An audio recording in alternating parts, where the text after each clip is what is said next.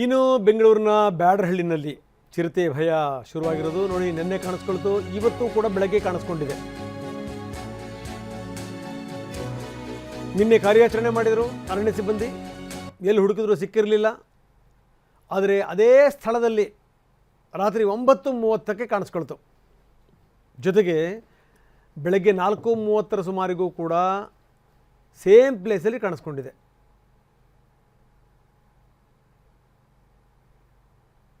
ಹುಡುಕಲೇಬೇಕು, ಯಾಕಂದರೆ ಜನರು ಭಯ ಭೀತಿನಲ್ಲಿದ್ದಾರೆ.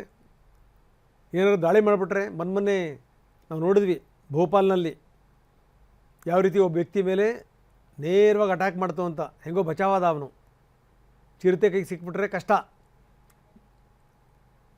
ಹೀಗಾಗಿಯೇ ಕಾರ್ಯಾಚರಣೆ ಮುಂದುವರಿತಾ ಇದೆ. ಅಲ್ಲಿಂದ ಸುತ್ತು ಒಳಗಡೆಗೆ ಹೋಗಂತೂ ಪದೇಗಳು ಬೆಳ್ಕೊಂಡವೆ, ಆಗೋದಿಲ್ಲ.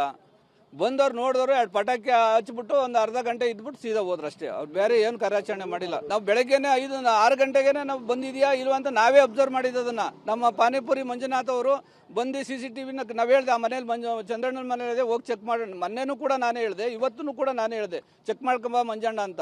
ನಾನು ಬೆಳಗ್ಗೆ 7 ಗಂಟೆಗೆ MLAವರೆಗೂ ಕೂಡ ತಿಳಿಸಿದ್ದೀನಿ. ಅಣ್ಣ ಹಿಂಗೆ ಇದು ಹೋಗಿಲ್ಲ, ಕಾರ್ಯಾಚರಣೆ ಸರಿಯಾಗಿ ಮಾಡಿಲ್ಲ ಅಣ್ಣ, ಬಂದು ಕಾರ್ಯಾಚರಣೆ ಮಾಡೋ ವ್ಯವಸ್ಥೆ ಮಾಡೋಣ ಅಂತ. ಅವ್ರೆಲ್ಲರ ಹತ್ರ ಮಾತಾಡ್ತೀನಿ, ನಾನು ಖುದ್ದಾಗಿ ಬರ್ತೀನಿ ಅಂತಲೂ ಹೇಳೋರೆ. ಬೋನ್ ಇಡಬೇಕಾಗಿತ್ತು ಸರ್, ಅವ್ರು ಇಟ್ಟೇ ಇಲ್ಲ.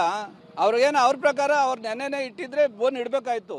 ಇವ್ರು ಬೋನೇ ಇಟ್ಟಿಲ್ವಲ್ಲ, ಅದೇ ಬೇಜವಾಬ್ದಾರಿ ಇದೆ. ನಾನು ಅದು 100% ನೈಟಲ್ಲಿ ಸಿಕ್ಕಾಕೊಂಡಿರೋದು. ಅದು ಇಲ್ಲೇ ಇದೆಯಲ್ಲ ಚಿರತೆ, ಎಲ್ಲೂ ಹೋಗಿಲ್ಲ.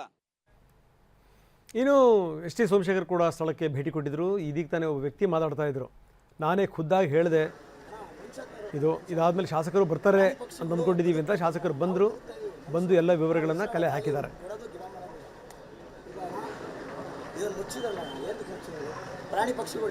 ಇನ್ನು ಡ್ರೋನ್ ಕಾರ್ಯಾಚರಣೆ ಕೂಡ ಶುರುವಾಗಿದೆ. ನೀವು ಸ್ಕ್ರೀನ್ನ ಎಡಭಾಗದಲ್ಲಿ ನೋಡ್ತಾ ಇದ್ದೀರಿ.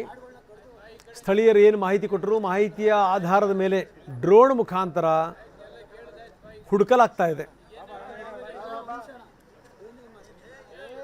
ಫಸ್ಟ್ ಟೈಮ್ ಇದು, ಯಾವತ್ತೂ ಇಲ್ಲಿ ಐಡೆಂಟಿಫಿಕೇಶನ್ ಆಗಿರಲಿಲ್ಲ.